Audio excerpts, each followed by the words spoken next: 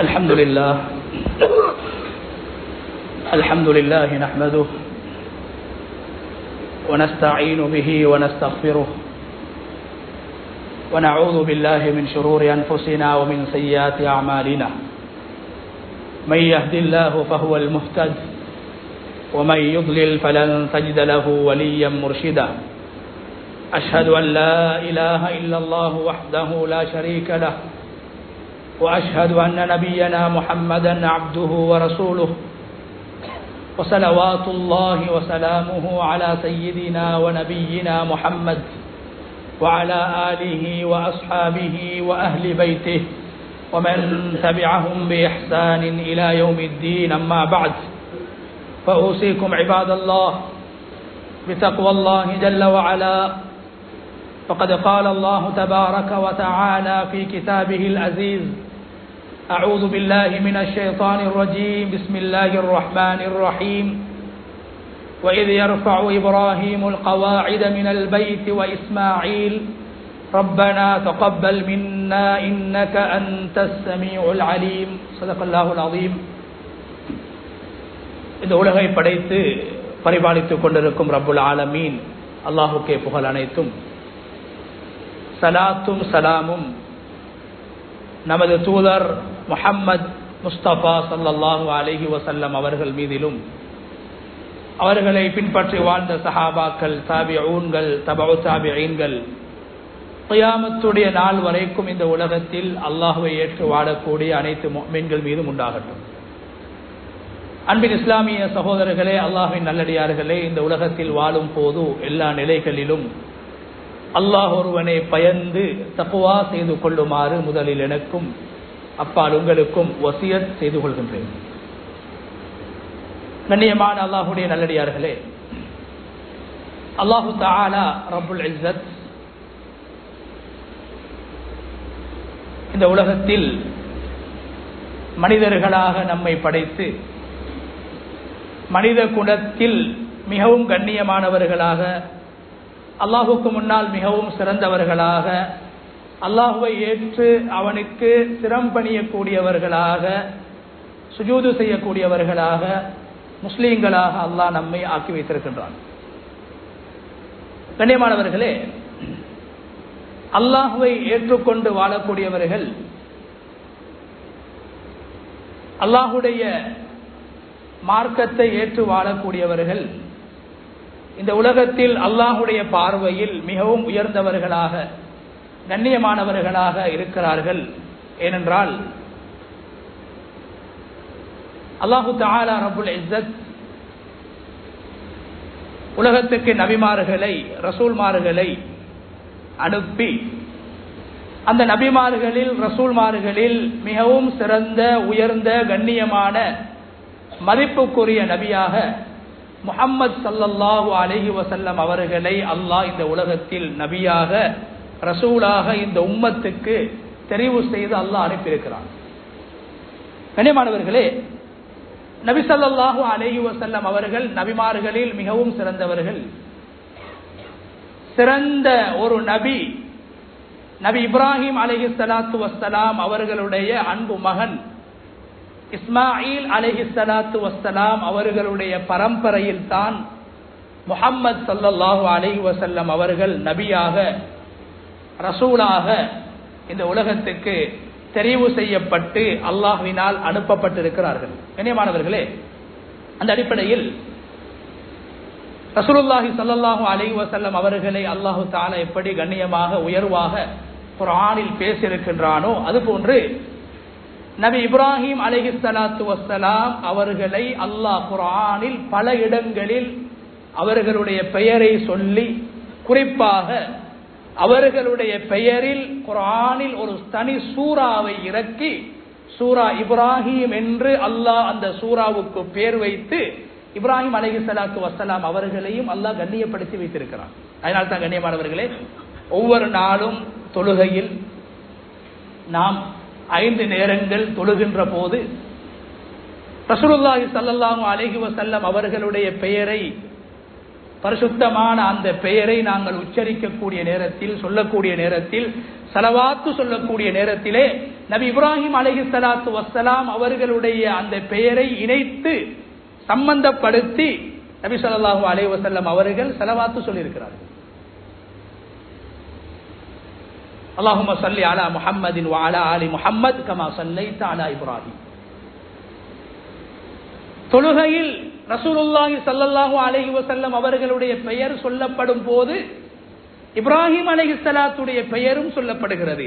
அல்லாஹ் அந்த இரண்டு நபிமார்களையும் மிகவும் கண்ணியப்படுத்தி, உயர்த்தி, சிறப்புப்படுத்தி அல்லாஹு தஆலா இந்த உலகத்திலே அடையாளப்படுத்தியிருக்கிறார். கண்ணியமானவர்களே, அந்த அடிப்படையில் நபி இப்ராஹிம் அலைஹிஸ்ஸலாத்து வஸ்ஸலாம் அவர்களுடைய தியாகங்கள் வருடா வருடம் ஞாபகப்படுத்தப்பட வேண்டும் என்பதற்காக, அவர்கள் செய்த அர்ப்பணங்கள், அல்லாஹ்வுக்காக வேண்டி அவர்கள் இழந்தவற்றை, அல்லாஹ்வுக்காக வேண்டி அவர்கள் செய்தவற்றை, அல்லாஹ்வுக்காக வேண்டி அவர்கள் சகித்துக் கொண்ட விடயங்களை உலகத்தில் கியாமத்துடைய நாள் வரைக்கும் ஞாபகப்படுத்தப்பட வேண்டும்.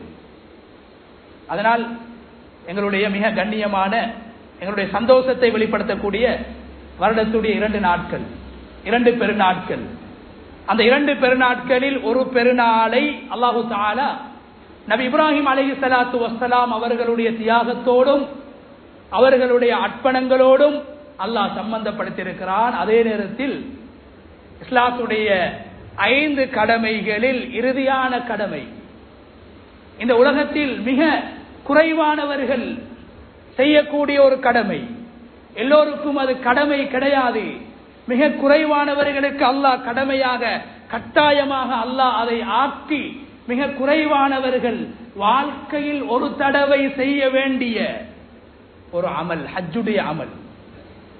அந்த ஹஜ்ஜுடைய அமலையும் அல்லாஹ் இப்ராஹிம் அலைஹிஸ்ஸலாத்து வஸ்ஸலாம் அவர்களுடைய வாழ்க்கையோடு, வரலாற்றோடு அல்லாஹ் சம்பந்தப்படுத்தி வைத்திருக்கிறார். எங்களுடைய பெருநாள் 2 பெருநாட்களில் ஒரு பெருநாள் இப்ராஹிம் அலைஹிஸ்ஸலாத்துடைய வாழ்க்கையோடு சம்பந்தப்படுகிறது. எங்களுடைய 5 நேர தொழுகைகள் இப்ராஹிம் அலைஹிஸ்ஸலாத்துடைய வாழ்க்கையோடு சம்பந்தப்படுகிறது. தொழுகையுடைய ஆரம்பம், ரசூலுல்லாஹி ஸல்லல்லாஹு அலைஹி வஸல்லம் அவர்கள் தொழுகையுடைய ஆரம்பத்தில் சூரத்துல் ஃபாத்திஹாவை ஓதுவதற்கு முன்னால், கட்டாயம் ஓதப்பட வேண்டிய சூரத்துல் ஃபாத்திஹாவை ஓதுவதற்கு முன்னால் நபி ஸல்லல்லாஹு அலைஹி வஸல்லம் அவர்கள் இப்ராஹிம் அலைஹிஸ்ஸலாம் அல்லாஹ்வுக்கு முன்னால் செய்த ஒரு திக்ரை சொல்லிவிட்டு தான் சூரத்துல் ஃபாத்திஹாவையும் நபி அவர்கள் ஓதுவார்கள்.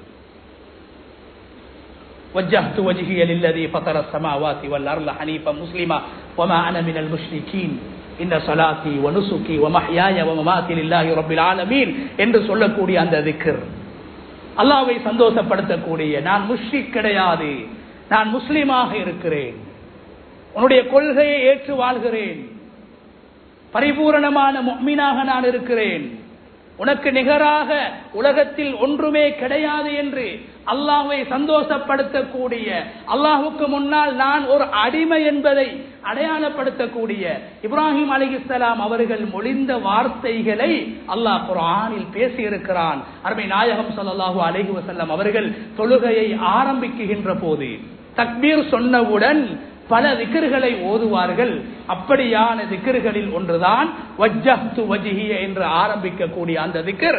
அதுவும் இப்ராஹிம் அலைஹிஸ்ஸலாத்து வஸ்ஸலாம் அவர்கள் சொன்ன திக்ர்களில் ஒன்று.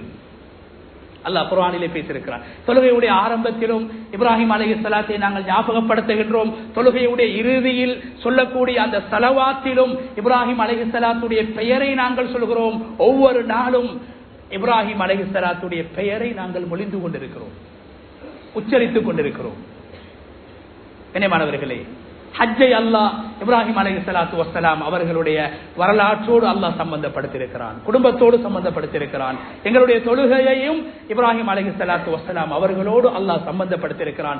நாம் சந்தோஷமாக கழிக்கக்கூடிய பெருநாளுடைய தினத்தை, குறிப்பாக ஹஜ்ஜி பெருநாளுடைய தினத்தையும் இப்ராஹிம் அலைஹிஸ்ஸலாத்து வஸ்ஸலாம் அவர்களுடைய வாழ்க்கையோடு அல்லாஹ் சம்பந்தப்படுத்தியிருக்கிறான். குர்ஆனில் கண்ணியமானவர்களே, இப்ராஹிம் அலைஹிஸ்ஸலாத்து வஸ்ஸலாம் அவர்களை பற்றி பல இடங்களிலே அல்லாஹ் பேசுகின்றான். அந்த நேரத்திலே நாம் மிகவும் அதிகமாக ஹஜ்ஜுடைய காலங்கள் வந்துவிட்டால் இப்ராஹிம் அலைஹிஸ்ஸலாத்து வஸ்ஸலாம் அவர்களுடைய தியாகங்களை நாங்கள் அதிகமாக பேசுவோம். மகன் இஸ்மாயில் அலைஹிஸ்ஸலாம் அவர்களை அறுப்பதற்கு வந்தார்கள். இப்ராஹிம் அலைஹிஸ்ஸலாம் அறுப்பதற்கு முன் வந்தார்கள், அல்லாஹ்வுடைய கட்டளையை நிறைவேற்ற வேண்டும் என்பதற்காக என்ற சம்பவத்தை நாங்கள் அதிகமாக கேட்போம். குர்ஆன் அந்த சம்பவத்தை பேசியிருக்கிறது. அவர்களுடைய மிகப்பெரிய தியாகம் அல்லாஹ் குர்ஆனிலே சொல்கிறான், வைதிபத்தலா இப்ராஹிம ரப்புஹு பிகலிமாத். இப்ராஹிம் அலைஹிஸ்ஸலாம் அவர்களை நாங்கள் பல விதங்களில் சோதித்தோம். பலவிதமான சோதனை, சிறு பிராயத்திலிருந்து சோதனை, தந்தையோடு அவர்களுக்கு ஒரு சோதனை, குடும்பத்தோடு சோதனை, அந்த நாட்டுடைய மன்னனோடு அவர்களுக்கு பிரச்சனை, அந்த ஊர் மக்களோடு பிரச்சனை, திருமணம் செய்கிறார்கள், குழந்தை பாக்கியம் அவர்களுக்கு இருக்கவில்லை, அதற்கு பின்னால் மீண்டும் சில திருமணங்களை செய்கிறார்கள், அல்லாஹு தஆலா குழந்தை பாக்கியத்தை முதுமையில் கொடுக்கின்றான். இவ்வாறாக இப்ராஹிம் அலைஹிஸ்ஸலாத்து வஸலாம் அவர்களுடைய சிறுபிராயம் தொடக்கம் அவர்கள் மரணிக்கக்கூடிய அந்த நாள் வரைக்கும் இப்ராஹிம் அலைஹிஸ்ஸலாம் சோதிக்கப்பட்டார்கள். அப்படியான சோதனைகளில் மிக முக்கியமான ஒரு சோதனை தான் பல வருடங்களுக்கு பின்னால் 85 வருடங்களுக்கு பின்னால் கிடைத்த அழகான ஒரு ஆண் குழந்தையை அல்லாஹ் அறுக்க சொன்ன நிகழ்வு. கண்ணியமானவர்களே, இந்த சம்பவத்தை அல்லாஹ் குர்ஆன்ல ஒரு இடத்துல தான் பேசுறான். இப்ராஹிம் அலைஹிஸ்ஸலாம் அவங்க மகனை அறுக்கிறதுக்கு வந்தாங்க என்ற அந்த அர்ப்பணத்தை உலகத்தில் யாரும் செய்வதற்கு முன் வராத, யாராலும் செய்ய முடியாத, யாராலும் நினைத்து கூட பார்க்க முடியாத அந்த வரலாற்று நிகழ்வை குர்ஆனில் அல்லாஹ் ஒரு இடத்தில் மாத்திரமே பேசுகின்றான். ஆனா கண்ணியமானவர்களே, இப்ராஹிம் அலைஹிஸ்ஸலாத்துடைய பண்பாடு, இஸ்லாம் என்பது வெறும் தியாகம் மாத்திரமல்ல, இஸ்லாம் என்பது வெறும் இபாதத்துக்கள் மாத்திரமல்ல, இஸ்லாம் என்பது இபாதத்தும் அஹ்லாக்கும் சேர்ந்தது. வணக்கமும் பண்பாடுகளும், வணக்கம் பண்பாடு இரண்டும் இஸ்லாத்துடைய இரண்டு அடிப்படையான விடயங்கள். அதனால் தான் கண்ணியமானவர்களே, இப்ராஹிம் அலைஹிஸ்ஸலாத்து வஸ்ஸலாம் அவர்களுடைய தியாகத்தை, அர்ப்பணத்தை ஓரிடத்தில் பேசிய ரப்புல் ஆலமீன் இப்ராஹிம் அலைஹிஸ்ஸலாம் அவர்களுடைய பண்பாடுகளை, அஹ்லாக்குகளை, மனிதன் இன்னும் ஒரு மனிதனோடு நடந்து கொள்ளக்கூடிய விதம், மனிதன் சமூகத்தோடு நடக்கக்கூடிய விதம், மனிதன் குடும்பத்தோடு நடக்க வேண்டிய விதம், ஒரு தந்தை பிள்ளையோடு, ஒரு பிள்ளை தந்தையோடு, ஒரு கணவன் மனைவியோடு, மனைவி கணவனோடு நடக்க வேண்டிய அந்த அஹ்லாக் சம்பந்தப்பட்ட விடயங்களை அல்லாஹ் குர்ஆனில் இப்ராஹிம் அலைஹிஸ்ஸலாத்து வஸ்ஸலாம் அவர்களுடைய தியாகங்களை பேசுவதை விட அதிகமாக அவர்களுடைய பண்பாட்டை, அஹ்லாக்கை, குணங்களை அல்லாஹ் பேசுகிறான். உதாரணமாக இப்ராஹிம் அலைஹிஸ்ஸலாத்து வஸ்ஸலாம் அவர்களுடைய வீட்டுக்கு வானவர்கள் வந்தார்கள், மலக்குமார்கள் வந்தார்கள், மனித ரூபத்திலே வந்தார்கள். அல்லாஹு தஆலா குர்ஆனில் அவர்களை வைஃபு இப்ராஹிம், இப்ராஹிமுடைய விருந்தினர்கள் என்று அல்லாஹ் பேசுகிறான். லூத் அலைஹிஸ்ஸலாத்து வஸ்ஸலாம் அவர்களுடைய சமூகத்தை அழிப்பதற்காக மனித ரூபத்தில் வந்து இப்ராஹிம் அலைஹிஸ்ஸலாத்து வஸ்ஸலாம் அவர்கள் வாழக்கூடிய அந்த காலம், லூத் அலைஹிஸ்ஸலாம் அவர்களும் அந்த காலத்தில் நபியாக இருந்தார்கள். லூத் அலைஹிஸ்ஸலாத்துடைய சமூகத்தை அழிப்பதற்காக வேண்டி வந்த போது இப்ராஹிம் அலைஹிஸ்ஸலாத்து வஸ்ஸலாம் அவர்களுடைய வீட்டுக்கு வானவர்கள், மலக்குமார்கள் வந்தார்கள். கண்ணியமானவர்களை, வந்த நேரத்தில் இப்ராஹிம் அலைஹிஸ்ஸலாம் அவர்களுக்கு தெரியாது இவர்கள் வானவர்கள், மலக்குமார்கள், இவர்கள் சாப்பிட மாட்டார்கள், குடிக்க மாட்டார்கள் என்று அவர்களுக்கு தெரியாது. அந்த நேரத்தில் விருந்தாளிகள் வீட்டுக்கு வந்திருக்கிறார்கள் என்ற காரணத்தினால், முன்பின் அறிமுகம் இல்லாதவர்கள், ஆனால் விருந்தாளிகள் வீட்டுக்கு வந்திருக்கிறார்கள், யாரென்று கூட தெரியாது, அறிமுகம் இல்லாதவர்கள் வீட்டுக்கு வந்திருக்கிறார்கள். அந்த வீட்டுக்கு வந்தவர்கள் யாரென்று கூட தெரியாது. அவர்களை உபசரித்த விதம், அவர்களை கண்ணியப்படுத்திய விதம், அவர்களோடு நடந்து கொண்ட விதத்தை அல்லாஹ் குர்ஆனில் 3 இடங்களிலே பேசுகிறான். அல்லாஹ் குர்ஆனில் ஒரு விடயத்தை பொதுவாக ஒரு தடவை தான் பேசுவான். மீண்டும் மீண்டும் ஒரே விடயத்தை அல்லாஹு தஆலா பேச மாட்டான். ஆனா ஒரு சில விடயங்களை, சில முக்கியமான நிகழ்வுகளை, முக்கியமான விடயங்களை அல்லாஹ் குர்ஆனில் பல இடங்களில் பேசுவான். மனிதர்கள் அதை எடுத்து நடக்க வேண்டும், படிப்பினை பெற வேண்டும் என்றதற்காக வேண்டி அல்லாஹு தஆலா ஒரு சில விடயங்களை பல இடங்களில் பேசுவான். அந்த அடிப்படையில் இப்ராஹிம் அலைஹிஸ்ஸலாம் விருந்தாளிகள், மனிதர்கள் என்று நினைத்து மலக்குமார்களை உபசரித்த விதத்தை குர்ஆனில் 3 இடங்களிலே அல்லாஹ் பேசுகின்றான். சூரத்துல் ஹிஜ்ர், சூரா ஹூத், சூரா தாரியாத். ஹல் அதாக ஹதீஸ் ضيف இப்ராஹீம் அல் முக்ரமீன் வனபிஹும் அன் ضيف இப்ராஹீம்.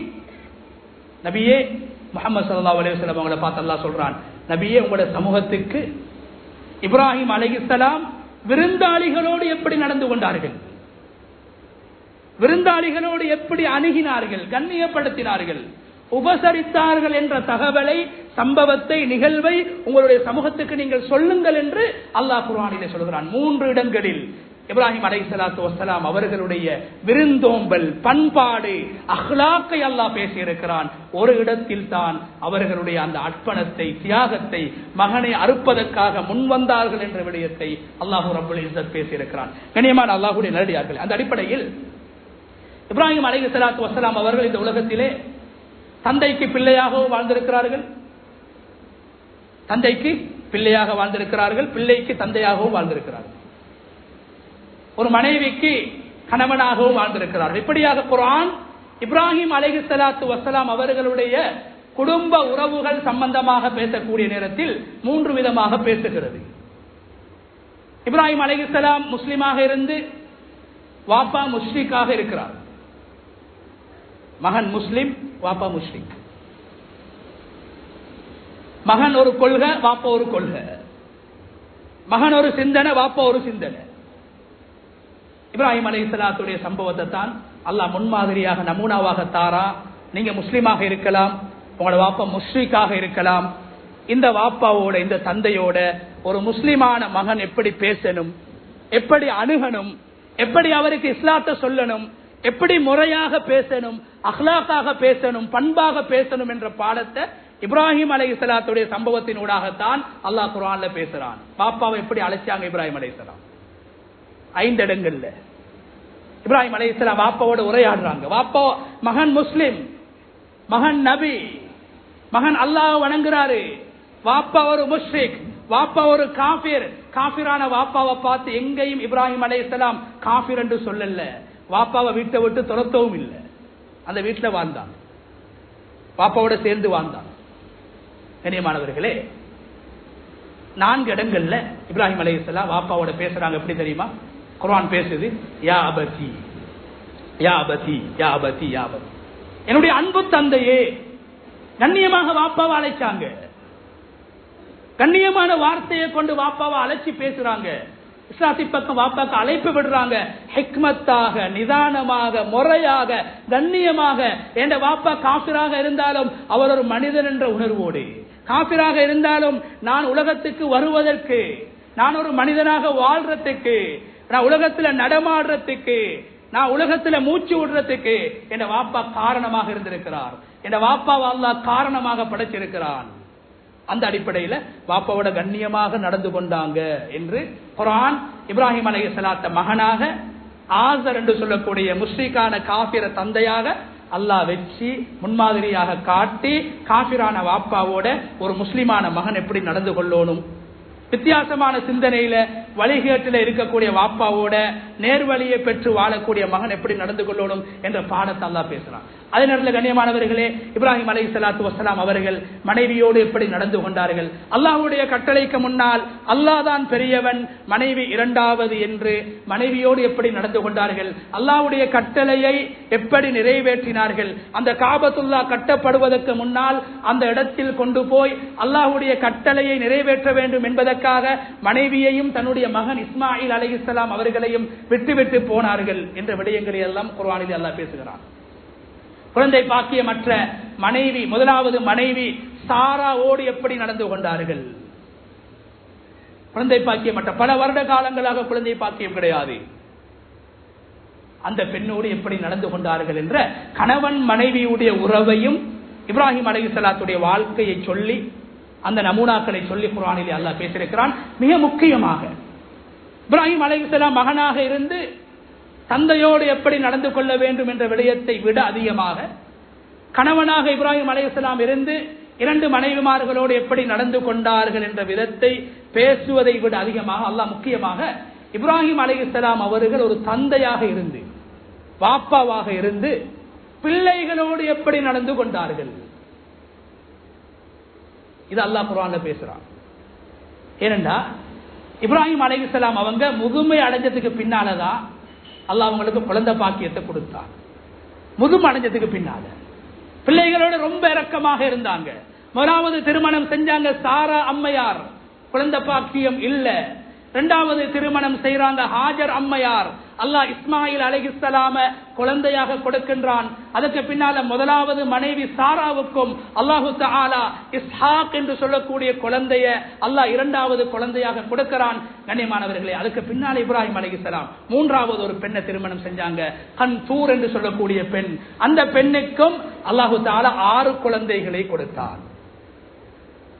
அதுக்கு பின்னால இப்ராஹிம் அலைஹிஸ்ஸலாம் முதிர்ச்சி அடைந்ததற்கு பின்னால் ஹஜ்ஜூன் என்று சொல்லக்கூடிய ஒரு பெண்ணை திருமணம் செய்தார்கள். அந்த பெண்ணுக்கு அல்லாஹ் 5 குழந்தைகளை கொடுத்தான். மொத்தமாக இப்ராஹிம் அலைஹிஸ்ஸலாம் அவர்களுக்கு 13 குழந்தைகள், 13 ஆண் குழந்தைகளின் தந்தையாக இப்ராஹிம் அலைஹிஸ்ஸலாம் அவர்கள் பிற்காலத்திலே முதிர்ச்சி அடைந்ததற்கு பின்னால் 85 வருடங்களுக்கு பின்னால் 4 மனைவிமார்களின் மூலமாக அல்லாஹு தஆலா இப்ராஹிம் அலைஹிஸ்ஸலாம் அவர்களுக்கு 13 ஆண் குழந்தைகளை கொடுத்தான். கண்ணியமானவர்களே, இந்த ஆண் குழந்தைகளோடு இப்ராஹிம் அலைஹிஸ்ஸலாம் நீண்ட காலம் வாழவில்லை. முதிர்ச்சிக்கு பின்னால்தான் குழந்தை பாக்கியம் கிடைக்குது. ஆனா இந்த 13 குழந்தைகளையும் எப்படி வளர்த்தார்கள், எப்படி பராமரித்தார்கள், எப்படி அவர்களை எச்சரித்தார்கள், எப்படி தண்டித்தார்கள், எப்படி உபதேசம் செய்தார்கள் என்ற அந்த உறவை குர்ஆனில் அல்லாஹ் பேசியிருக்கிறார். அதுல முதலாவது கண்ணியமானவர்களே, முக்கியமான 3 விடயங்களை சொல்லி நான் முடித்துக் கொள்கிறேன். முதலாவது, காபத்துல்லாவுடைய வரலாற்று அல்லாஹ் குர்ஆன்ல பேசுறான். காபத்துல்லா கட்டப்பட்ட வரலாறு. இந்த நேரத்தில் இப்ராஹிம் அலைஹிஸ்ஸலாம் முதிர்ச்சி அடைஞ்சிருக்கிறாங்க. காபத்துல்லாவை கட்டணும், ஆனா அந்த இடத்துல மனிதர்கள் யாரும் வாழக்கூடிய இடமாக இருக்கல. மரங்களும் கிடையாது, தண்ணீர் வசதியும் கிடையாது. மனிதர்களால் வாழ முடியாத ஒரு சூழலில் இப்ராஹிம் அலைஹிஸ்ஸலாத்து வஸ்ஸலாம் அவர்களுக்கு அல்லாஹ்வுடைய கட்டளை வருகிறது.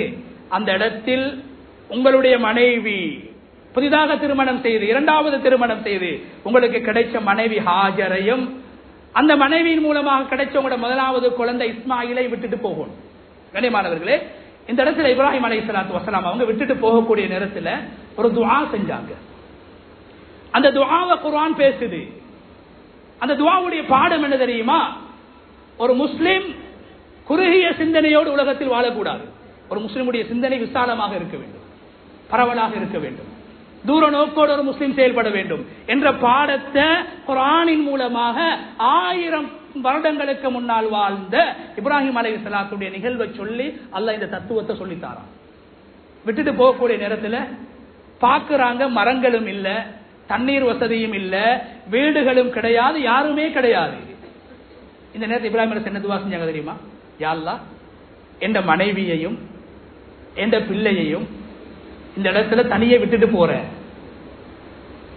ஃபஜ்அல் அஃபீதத்தம் மினன் நாஸி தஹ்வி இலைஹிம். யா அல்லாஹ், நான் விட்டுட்டு போறேன், ஆனா நீ இந்த இடத்தை எப்படி மாத்தணும் என்றா, உலகத்தில் வாழக்கூடிய மனிதர்களில் சிலர் இந்த இடத்தை ஆசைப்பட்டு விரும்பி இந்த இடத்துக்கு வரக்கூடிய ஒரு இடமாக எதிர்காலத்திலே நீ ஆக்க வேண்டும் என்று துஆ செய்தார்கள். சுப்ஹானல்லாஹ், அந்த இடத்திலே யாருமே இல்லை, மனைவியும் பிள்ளையும் மாத்திரம். துஆவை பாருங்கள், எல்லா விடயங்களையும் அல்லாஹ் செய்வதற்கு சக்தி வாய்ந்தவன் என்ற நம்பிக்கையோடு துஆ செய்தார்கள். யா அல்லாஹ், மனிதர்கள் காபா வருவதற்கு முன்னால் சொல்கிறார்கள், மனிதர்கள் விரும்பி இந்த இடத்துக்கு வரக்கூடிய இடமாக, மனிதர்கள் வாழக்கூடிய ஒரு பிரதேசமாக, ஒரு நகரமாக, கிராமமாக, ஊராக நீ மாற்ற வேண்டும் என்று அல்லாஹ்விடத்தில் துஆ செய்தார்கள். கண்ணியமான அல்லாஹ்வுடைய நல்லடியார்களே, அந்த துஆவை அல்லாஹ் கபூல் செய்தான். இன்று பாருங்கள், உலகத்துடைய எல்லா நாடுகளிலிருந்து, பிரதேசங்களிலிருந்து, கிராமங்களிலிருந்து, மூளை முடுக்குகளிலிருந்து அந்த பூமியை நாடி மக்கள் செல்கிறார்கள். உலகத்திலே அதிகமான மக்கள் தரிசிக்கக்கூடிய இடமாக மாறிவிட்டது. அதிகமான மக்கள் வந்து தங்கக்கூடிய இடமாக மாறிவிட்டது. அதிகமான மக்கள் வந்து இபாதத்து செய்யக்கூடிய இடமாக மாறிவிட்டது. உலகத்திலே அல்லாஹ் படைத்த பூமியில் மிக சிறந்த பூமியாக, மிக சிறந்த இடமாக அந்த இடம் மாறிவிட்டது. தூர நோக்கோடு துஆ செய்தார்கள்.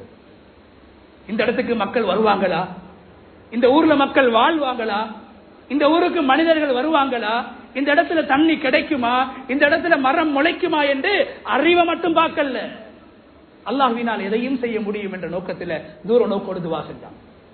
துவா செஞ்சதுக்கு பின்னால கண்ணியமானவர்களே, அல்லாஹ் ரப்பல் இஸ்ஸத் அதுக்கு பின்னால சில வருடங்களுக்கு பின்னால சொல்றான், இந்த இடத்துல இந்த வீடு காபத்துல்லா கட்டப்பட வேண்டும் என்று அந்த இடத்தை அல்லாஹ் இப்ராஹிம் அலைஹிஸ்ஸலாத்துக்கு காட்டி கொடுக்கிறான். இப்ராஹிம் அலைஹிஸ்ஸலாத்துக்கு உதவிக்கு அந்த இடத்தில் யாருமே கிடையாது. தன்னுடைய 6-7 வயது சிறுவன் இஸ்மாயில் அலைஹிஸ்ஸலாம் அவர்கள் மாத்திரம் இருக்கிறார்கள். இது முதலாவது ஒரு பாடம், குழந்தை வளர்ப்புக்கு மிக முக்கியமான பாடம். எங்களுடைய பிள்ளைகள் எங்கட மௌத்துக்கு பின்னால நாங்க செஞ்ச நல்ல விஷயங்களை, நாங்க கொடுத்த சதக்காக்களை, நாங்க செய்யக்கூடிய நல்ல விடயங்களை தொடர வேண்டுமாக இருந்தால் பிள்ளைகளுக்கு நாங்க முதலாவது சிறுபிராயத்தில் என்னத்தை கொடுக்கணும், அவங்களை எப்படி வழிகாட்டணும், எந்த விஷயத்தில் அவங்களை ஈடுபடுத்தணும் என்ற விஷயத்தை இப்ராஹிம் அலைஹிஸ்ஸலாம் சொல்லி காட்டுறாங்க. அவங்களோட வாழ்க்கை மூலம் அல்லாஹ் எங்களுக்கு சொல்லித்தாரான். கண்ணியமானவர்களே, பிள்ளைகளோட விஷயத்துல அன்பு இருக்கணும். ஆனா பிள்ளைகளை எந்த விஷயத்துல, தீனுடைய விஷயத்துல நாங்க ஈடுபடுத்தணுமோ, நல்ல விஷயங்கள்ல ஈடுபடுத்துற விஷயத்துல, நல்ல விஷயங்களுக்கு வழிகாட்டுற விஷயத்துல நாங்க பிள்ளைகள் மீது அளவு கடந்து இரக்கம் காட்டி, சின்ன புள்ளதானே, இன்னும் வயசுக்கு வரலையே, பாவம் தானே என்று சில விஷயங்களை நாங்க செய்யாம இருக்கிறது அல்லாஹ் பாதுகாக்கணும். அந்த பிள்ளைகள் வழிகட்டுறதுக்கு காரணமாக போயிடும். இன்றைக்கு ஆராய்ச்சி என்ன சொல்லுது, ஆய்வு என்ன சொல்லுது, எந்த பிள்ளை, ஒரு ஆளுக்கு 5 பிள்ளையாக இருக்கலாம், 6 பிள்ளையாக இருக்கலாம், அதுல எந்த பிள்ளைக்கு வாப்பாவும் உம்மாவும் அதிகமாக செல்லம் கொடுப்பாங்களோ அந்த பிள்ளைதான் நாளைக்கு அந்த வாப்பாவுக்கும் உம்மாவுக்கும் அநியாயம் செய்யக்கூடிய பிள்ளையாக, தண்டிக்கக்கூடிய பிள்ளையாக, பெற்றோருடைய மனதை நோவிக்கக்கூடிய பிள்ளையாக மாறுது. அதிகமாக இரக்கம் காட்டுவது. இப்ராஹிம் அலைஹிஸ்ஸலாம் 6 வயசு பொடியன், காபத்துல்லாவை கட்டணும், அல்லாஹ்வுடைய வீடை கட்டணும், உதவிக்கு யாரும் இல்ல. மகனை 6 வயசு மகனை ஈடுபடுத்தினான். தொழிலுக்கு அனுப்பல, அல்லாஹ்வுடைய கடமையை நிறைவேற்றுவதற்கு. அல்லாஹ்வுடைய மாளிகை, மஸ்ஜித், ஒரு சமூக சேவை, பொதுவான ஒரு விடயம், பொது விடயத்தில் மகனுக்கு இப்ராஹிம் அலைஹிஸ்ஸலாம் வழிகாட்டுறாங்க. குர்ஆன் பேசுது, காபத்துல்லாவை கட்டக்கூடிய வரலாறு குர்ஆன் பேசுது. சூரத்துல் பக்ரால அல்லாஹ் பேசும்போது இப்ராஹிம் அலைஹிஸ்ஸலாம் மாத்திரம் கட்டினார்கள் என்று அல்லாஹ் சொல்லவில்லை. இப்ராஹிம் அலைஹிஸ்ஸலாம் கட்டினார்கள், மகன் கல்லை எடுத்து கொடுத்தார். சின்ன அவருடைய வயசுக்கு ஏற்ற உதவி, வயசுக்கு ஏற்ற விஷயங்கள்ல பிள்ளைகளை ஈடுபடுத்தணும். பள்ளிவாசலுக்கு வரக்கூடிய நேரத்தில் சுபகுடைய தொழுகையாக விசேஷமாக பிள்ளைகளை எழுப்பி நாங்க பள்ளிக்கு கூட்டிட்டு வரோம். சின்ன வயசிலே கொடுக்கக்கூடிய பிள்ளைகளாக பழக்கணும். யாசித்து வரக்கூடியவங்களுக்கு பிள்ளைட கையில காசை கொடுத்து இவங்களுக்கு கொடுத்துட்டு வா, சாப்பாடை சமைச்சு இந்த வீட்டுல போய் கொடுத்துட்டு வா என்று பிள்ளைகளுக்கு சின்ன வயசுல இருந்து, சிறுபிராயத்திலிருந்து நல்ல விஷயங்களுக்கு வழிகாட்டணும். இதுதான் ஒரு சாலிஹான குழந்தை உலகத்தில் உருவாக்கப்படுறதுக்கான முதலாவது விஷயம். இப்ராஹிம் அலைஹிஸ்ஸலாம் இல்ல மகன் சின்னவன் தான் என்று விடல்ல, மகனால் அந்த கல்ல தூக்குற கொஞ்சம் சிரமம் தான், தனக்கு செய்ய முடியுமாக இருந்தும் போது இப்ராஹிம் அலைஹிஸ்ஸலாம் மகனை சேர்த்துக் கொண்டார்கள், நல்ல விடயத்திலே இணைத்துக் கொண்டார்கள். நல்ல விடயத்தை சின்ன வயசுல 6-7 வயசுல பழக்கினாங்க, சொல்லிக் கொடுத்தாங்க. அல்லாஹ் குர்ஆன்ல எப்படி பேசுறான், இப்ராஹிம் அலைஹிஸ்ஸலாம் மட்டும் கட்டல்ல, வைது யர்ஃபஉ இப்ராஹீமுல் கவாயித் மினல் பைத்தி வ இஸ்மாஈல். வாப்பா மட்டும் கட்டல்ல, 6 வயசு பொடியனும் ஹெல்ப் பண்ணிருக்கிறான், உதவி செஞ்சிருக்கிறான், என்ற வீடை கட்டுறதுக்கு உதவி செஞ்சிருக்கிறான், நல்ல விஷயத்தில் ஈடுபட்டு இருக்கிறான். வாப்பா ஈடுபடுத்தினாரு, அல்லாஹு தஆலா அதை கபூல் செஞ்சான். குர்ஆன்ல பெருமையாக பேசுறான். கண்ணியமான அல்லாஹ்வுடைய நடிகார்களே, அந்த நேரத்தில் இரண்டாவதாக காபத்துல்லாவை கட்டிட்டு, பெருசாக கட்டப்படல, ஒரு சில அடிகள் கட்டினாங்க, தங்களால முடிஞ்ச உயர்த்தினாங்க. அல்லாஹ் குர்ஆன்ல பேச, அதுக்கு பின்னால 2 பேரும் துஆ செஞ்சாங்க, ரப்பனா தக்கப்பல் மின்னா இன்னக அன்தஸ் ஸமீஉல் அலீம். யா அல்லாஹ், நாங்க செஞ்ச இந்த பணியை நீ ஏற்றுக்கொள். தனக்காக மாத்திரம் இப்ராஹிம் அலைஹிஸ்ஸலாம் துஆ செய்யல, பிள்ளைகளுக்கும் துஆ செஞ்சாங்க. சின்ன படியன் தானே, இவனால என்ன செய்யலும்.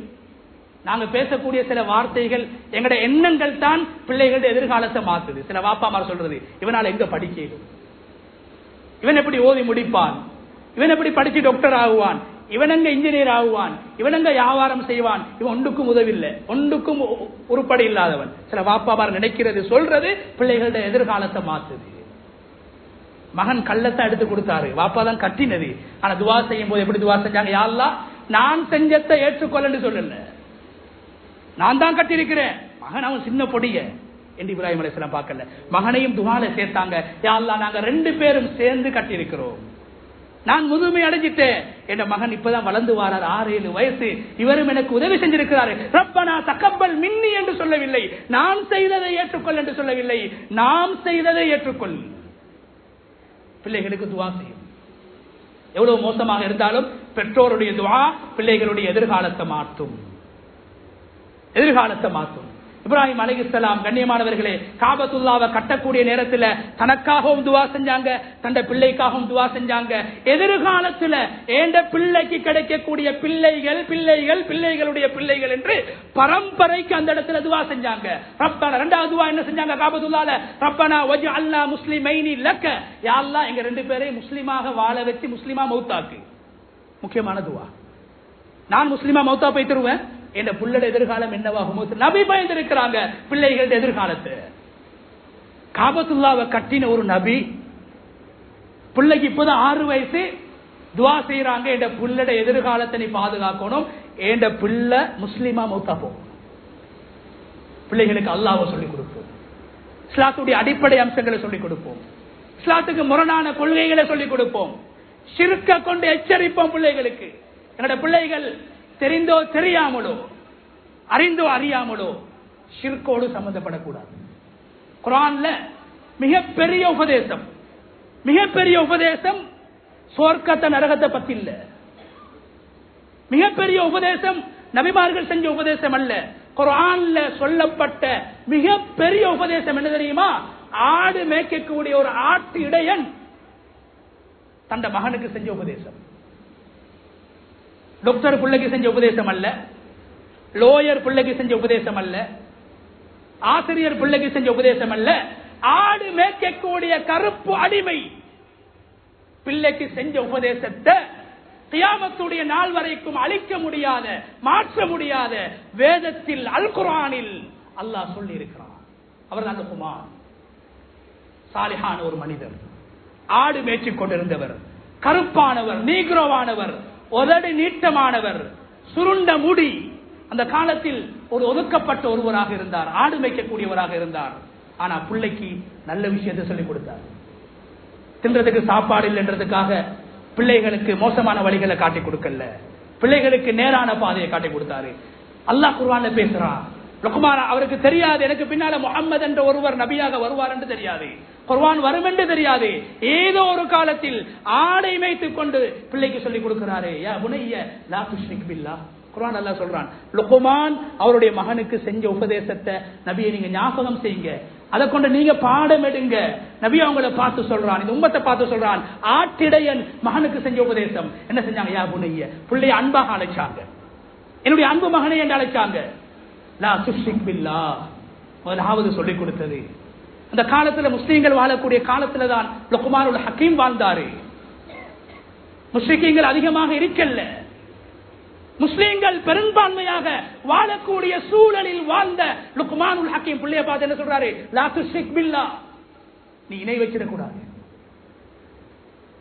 சில நேரத்தில் நல்லிணக்கம் என்ற சில விடயம் எங்களை ஷிர்கின் பக்கம் விட்டு செல்லலாம். மனிதர்களை திருப்திப்படுத்துகின்றோம் என்ற விடயம் சில போது அல்லாஹ்வை அதிருப்திப்படுத்தலாம். மனிதர்களின் பொருத்தத்தை அடைவதற்காக சில விடயங்களை நாங்கள் செய்கிறோம் செய்வோம் என்ற அந்த தத்துவம் சில நேரத்தில் அல்லாஹ்வுடைய கோபத்துக்கு காரணமாக மாறிவிடலாம். அதனால அல்லாஹ் சொல்றான் நபியை பார்த்து, யா அய்யுஹன் நபி இத்தகில்லாஹ் வலா துதிஇல் காஃபிரீன வல் முனாஃபிகீன். நபியே நீங்க அல்லாஹ் பயந்து கொள்ளுங்க. நல்லிணக்கம் என்ற அடிப்படையில் அளவு கடந்து வரம்பு மீறி ஷிர்க்குக்கு போயிடாதீங்க. நபியை பார்த்து அல்லாஹ் சொல்றான். லுக்மான் அலைஹிஸ்ஸலாம் முஸ்லிம்கள் வாழக்கூடிய சூழல்ல பிள்ளைக்கு அல்லாஹ்வை சொல்லிக் கொடுத்தாங்க. இஸ்லாம் தான் உண்மையான மார்க்கம் என்று சொல்லிக் கொடுத்தாங்க. அல்லாஹ் ஒருவன் தான் எங்களுடைய ரப் என்பதை சொல்லிக் கொடுத்தார்கள். நபிமார்கள் பிள்ளைகளுக்கு முதலாவது கொடுத்தது அதைத்தான். இன்ன ரப்பக அலீமுன் ஹக்கீம். யாக்கூப் அலைஹிஸ்ஸலாம் மகனை பார்த்து யூசுப் அலைஹிஸ்ஸலாம் பார்த்து சொன்னாங்க, உங்களோட ரப்பு அல்லாஹ் ரப்பு, அவன் அலீம், மிகவும் அறியக்கூடியவன், உள்ளத்திலே உதிக்கக்கூடிய விடயங்கள் எண்ணங்களை அறியக்கூடியவனாக இருக்கிறான். அவன் ஹக்கீம், ஞானம் உள்ளவனாக இருக்கிறான். பிள்ளைகளுக்கு அல்லாஹ்வை பத்தி 5-6 வயசுல சொல்லிக் கொடுத்தாங்க. ஏன் எதிர்காலம் சொல்ல இயலாது. எதிர்காலத்தில் என்ன நடக்கும் என்று சொல்லிடாது. அதனால கண்ணியமானவர்களே, இப்ராஹிம் அலைஹிஸ்ஸலாம் அல்லாஹ்ட்ட துஆ செஞ்சாங்க, காபத்துல்லாஹ்வை கட்டிட்டு, யா அல்லாஹ் இது ஒண்ட மாளிகை, நாங்க ஒன்னதான் வணங்குறோம், இதுக்கு பின்னால என்னையும் என்னுடைய பிள்ளைகளையும் ஷிர்க் செய்வதை விட்டு பாதுகாத்து விடு. வஜ்னுப்னி வபனிய அன் நஅபுதல் அஸ்னாம். சிலைகளை வணங்குவது, சிலைகளை கவனிப்பது, இணை வைப்பது, அல்லாஹ்வை கோபப்படுத்தக்கூடிய விஷயங்களை செய்யறதை விட்டும் என்னை பாதுகாத்து விடு. மனிதர்களுக்கு நல்லிணக்கம் செய்வோம். முஸ்லிம் அல்லாதவர்களோடு பண்பாக நடக்க வேண்டும், உபகாரம் செய்ய வேண்டும், உதவ வேண்டும், மனிதர்களுக்கு உதவுவோம். ஆனால் அல்லாஹ்வை கோபப்படுத்தக்கூடிய சாதனங்கள், இஸ்லாத்துடைய அடிப்படை அம்சங்களுக்கு முரணான விடயங்களில் நாம் ஷிர்கோடு சம்பந்தப்பட்டு விடக்கூடாது. என்னுடைய பிள்ளைகளை, காலங்கள் மாறிக்கொண்டிருக்கிறது, நாம் மரணித்ததற்கு பின்னால் என்னுடைய பிள்ளைகள் முஸ்லீம்களாக மரணிப்பார்களா அல்லது முர்த்ததுகளாக மரணிப்பார்களா என்ற அச்சத்தோடு வாழ வேண்டிய காலம். 900 வருடங்கள் முஸ்லீம்கள் ஆட்சி செய்த ஒரு நாடு இஸ்லாத்துடைய அடையாளம் இல்லாமல் போயிருக்கிறது. ஸ்பெயின், அந்தலுஸ் என்று சொன்னா யாருக்கும் தெரியா, ஸ்பெயின் என்று எல்லாருக்கும் தெரியும். ஸ்பெயின், அந்தலுஸ் 900 வருடங்களாக முஸ்லீம்கள் ஆட்சி செய்தார்கள். பிள்ளைகள் எதிர்காலம் எப்படி மாறிச்சு? சிலுவை வணங்கக்கூடியவர்களாக மாறிவிட்டார்கள்.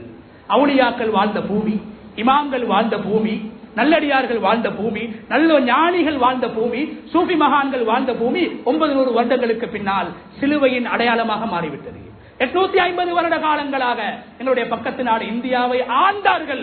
இன்று இந்தியாவிலே அவர்கள் ஆண்ட பிரதேசங்களில் முஸ்லிம்களுக்கு வாழ முடியாத ஒரு நிலை, ஒரு இறைச்சி துண்டை கூட சமைச்சு தின்ன முடியாத ஒரு நிலைமை, பள்ளிவாசலுக்கு வந்து சொல்ல முடியாத நிலைமை. கண்ணியமானவர்களே, பிள்ளைகள் எதிர்காலத்தை பயப்படுவோம். இப்ராஹிம் அலைஹிஸ்ஸலாம் பிள்ளைகள் எதிர்காலத்தை பயணம். 3வது விஷயம், முதலாவது பிள்ளைகளை நல்ல விஷயத்தில் ஈடுபடுத்தினாங்க. 2வது பிள்ளைகளுக்காக எல்லா சந்தர்ப்பங்களிலும் துவா செஞ்சிருக்கிறாங்க. 3வது பிள்ளைகளுக்கு எப்போதும் உபதேசம் செய்யக்கூடியவங்களாக இருந்திருக்கிறாங்க. 15 வயசு ஆயிட்டு, அவனுக்கு 20 வயசு ஆயிட்டு, இப்ப நான் சொன்ன கேட்க மாட்டேன் என்று பிள்ளைகளை ஒதுக்கிடாதீங்க.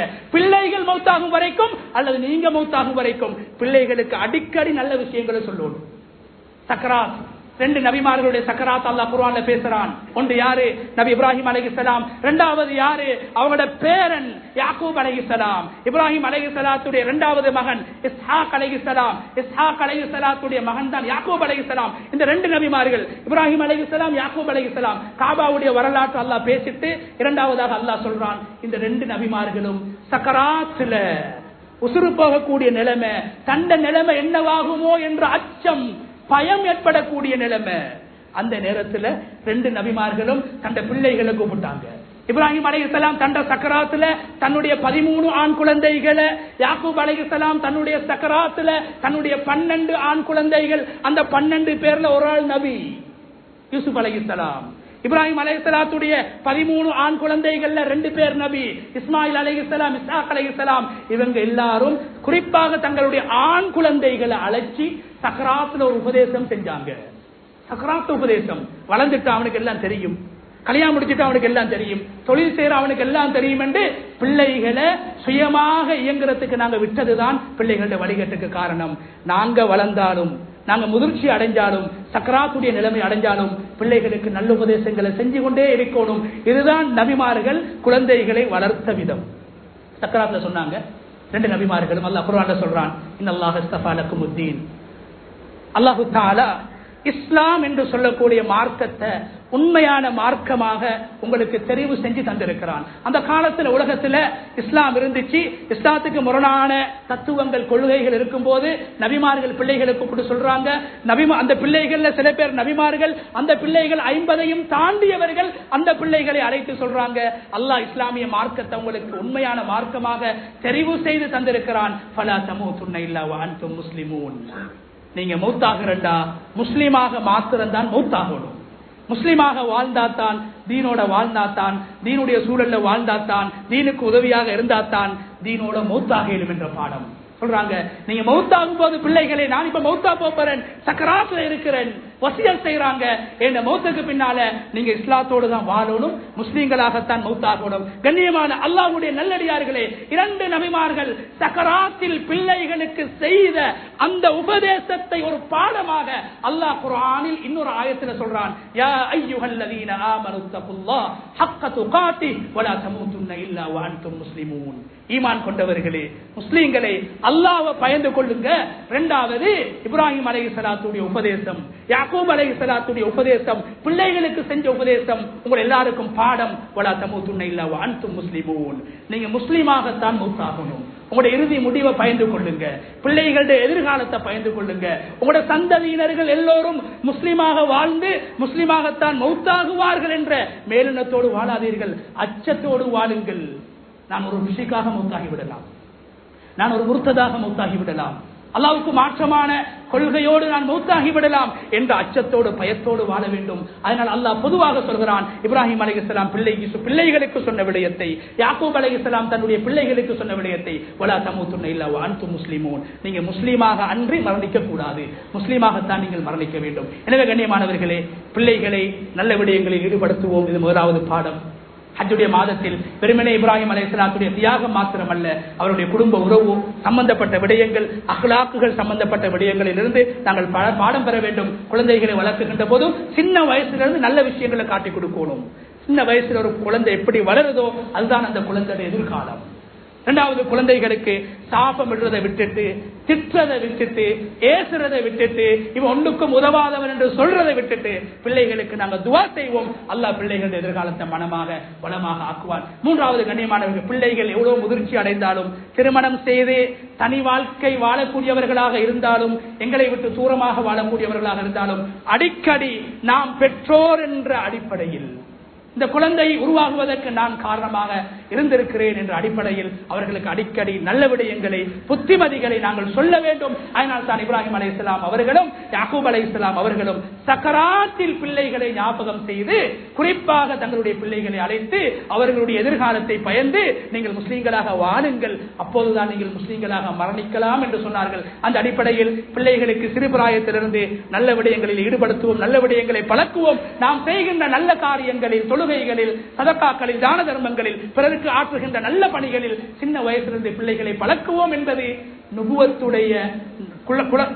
நுபுவத்தின் அடிப்படையில் குழந்தைகள் எப்படி வளர்க்கப்பட வேண்டும் என்ற விடயத்துடைய முதலாவது விடயம். இரண்டாவது, அவர்களுக்கு அதிகமாக துவா செய்வோம். மூன்றாவது, பிள்ளைகளுக்கு அடிக்கடி அவர்கள் நல்லவர்களாக இருந்தாலும், எவ்வளவுதான் மார்க்க விடயங்களை உச்சத்தை அடைந்திருந்தாலும், பெற்றோர் என்ற அடிப்படையில், தந்தை என்ற அடிப்படையில் நல்ல விடயங்களை அடிக்கடி அவர்களுக்கு சொல்லிக்கொண்டே இருக்க வேண்டும் என்ற இப்படியான பாடங்களை பெற்று என்னுடைய குழந்தைகளை சாலிஹான குழந்தைகளாக, அல்லாஹ்வுடைய பொருத்தத்தை பெற்று வாழ்ந்து முஸ்லீம்களாக வாழ்ந்து முஸ்லீம்களாக இந்த உலகத்தை விட்டு விடைபெறக்கூடிய பிள்ளைகளாக, அல்லாஹ்வுடைய பொருத்தத்தை முதன்மைப்படுத்தி அல்லாஹ்வுடைய திருப்திக்காக வாழக்கூடிய பிள்ளைகளாக எங்களையும் எங்களுடைய பிள்ளைகளையும் எங்களுடைய பரம்பரையினர்களையும் அல்லாஹ் தஆலா ஆக்கி அருள்வானாக. யா அல்லாஹ், எங்களுடைய பாவங்களை மன்னிப்பாயாக. யா அல்லாஹ், எங்களுடைய மாதாபிதாக்களுடைய பாவங்களை மன்னிப்பாயாக. யா அல்லாஹ், எங்களுடைய பிள்ளைகளை எங்களுக்கு கண்குளிர்ச்சியாக ஆக்கி தருவாயாக. பிள்ளைகளுடைய எதிர்காலத்தை நீ பாதுகாத்து அவர்களை நீனோடு வாழ வைத்து முஸ்லீம்களாக நீ அவர்களை மரணிக்க செய்வாயாக. யா அல்லாஹ், ஈமானோடு வாழ்ந்து ஈமானுக்காக உழைத்து ஈமானோடு இந்த உலகத்தை விட்டு பெறுகின்ற சந்தர்ப்பத்தை நம் அனைவருக்கும் நீ ஆக்கி அருள்வாயாக. வ ஆகிரு தஅவானா அல்ஹம்துலில்லாஹி ரப்பில் ஆலமீன்.